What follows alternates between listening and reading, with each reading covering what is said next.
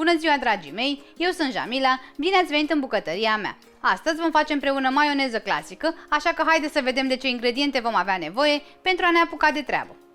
Pentru varianta clasică de maioneză vom avea nevoie de 2 gălbenușuri fierte, 200 de ml de ulei, o lingură de muștar, un gălbenuș crud, zeama de la o lămâie, sare și piper. Pentru rețeta de maioneză clasică vom începe prin a mărunți cele 2 gălbenușuri fierte.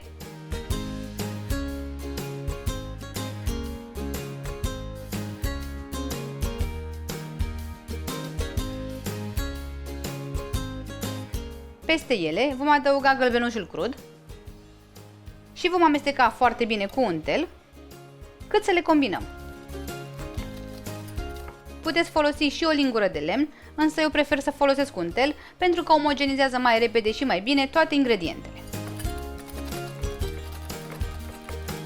După ce am omogenizat foarte bine cele două tipuri de gălbenuși, vom adăuga uleiul puțin câte puțin. Începem cu o cantitate foarte mică și amestecăm.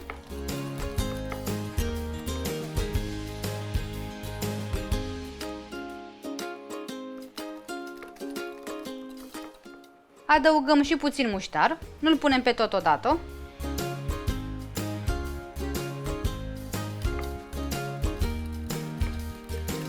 Și continuăm să adăugăm din ulei, într-un fir foarte subțire, până când obținem cantitatea de maioneză dorită.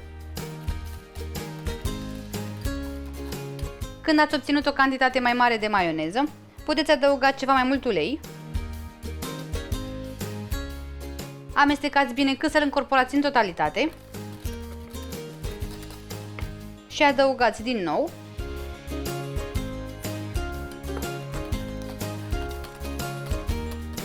Puneți ulei în funcție de câtă maioneză aveți nevoie. Eu am pus 200 de ml pentru că n-am nevoie de o cantitate foarte mare, însă voi ajustați cantitatea de ulei în funcție de câtă maioneză doriți să obțineți.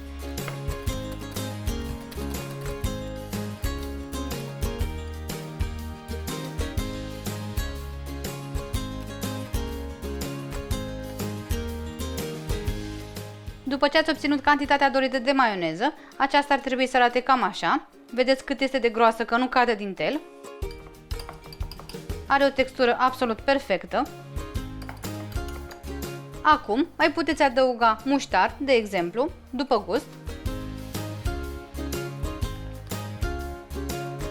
Mai puteți pune zeamă de lămâie tot după gust.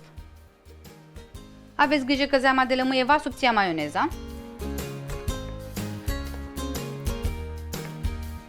Și bineînțeles că o vom condimenta cu sare și cu piper după gust.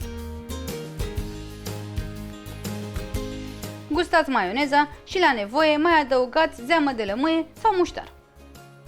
Dragii mei, așa va arăta maioneza clasică. Ați văzut că nu este greu de făcut și nici nu durează foarte mult. Trebuie doar să respectați câțiva pași și vă asigur că nu veți mai cumpăra maioneză niciodată. Pentru că această maioneză conține ou crud, nu este indicată femeilor însărcinate. Sper din suflet să vă placă și vouă rețeta și să o încercați cu prima ocazie. La revedere!